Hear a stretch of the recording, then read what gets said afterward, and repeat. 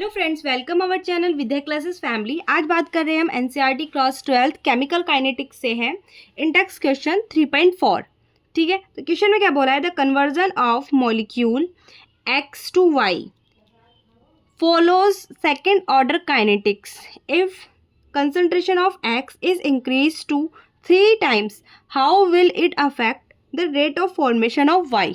ठीक है, यानी कि हमें क्या बताया है क्वेश्चन में, जो एक्स है वो किस में कन्वर्ट हो रहा है? वाई में। यानी कि हमारे पास जो रिएक्टेंट एक्स है वो वाई प्रोडक्ट बनाता है। ठीक है, फिर क्या बोला है आगे? फॉलो सेकेंड ऑर्डर काइनेटिक्स, यानी कि ये जो फॉलो करता है सेकेंड ऑर्डर काइनेटिक्स को फॉलो करता है, यानी कि इसका जो रिएक्टेंट होगा वो 2 होगा, 2x। ठीक है फिर आगे बोला है if concentration of X increase to 3 times.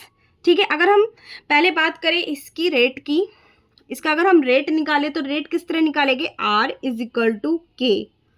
ठीक है, x टू स्क्वायर। ठीक है, तो इसका क्या हुआ? रेट हो गया। तो आगे क्या बोला था?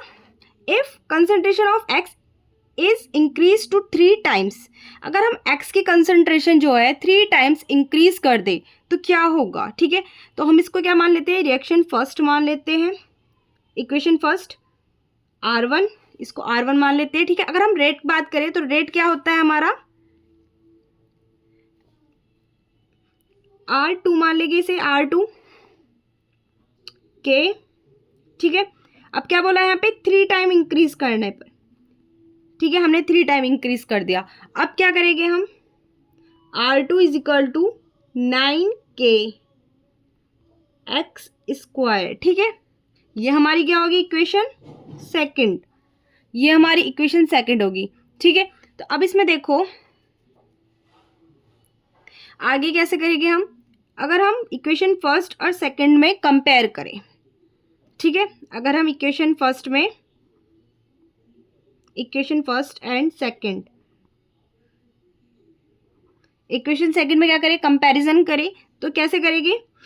R2 is equal to 9। ठीक है, यहाँ पे क्या आएगा? R1। तो ये देखो, ये हमारा आ गया आंसर। ठीक है, यानी कि अगर हम इसमें 3 टाइम्स इंक्रीज करते हैं एक्स की कंसंट्रेशन, तो जो रेट हो जाएगा वो हो जाएगा 9 टाइम्स। ठीक है, 9 टाइम्स इंक्रीज हो जाएगा। तो अब हम लिख सकते हैं इसमें, ठीक है, साइड में लिख देंगे, यहाँ पर लिख सकते हैं हम। तो रेट ऑफ फॉर्मेशन। ठीक है, क्या पूछा है हमें? इफ अफेक्ट, क्या बोलेगा? How will it affect the rate of formation of Y, यानी कि हमें जो वाई का जो फॉर्मेशन है उस पर क्या इफेक्ट पड़ रहा है। यानी कि जो rate of formation of y होगा, of y will be 9 time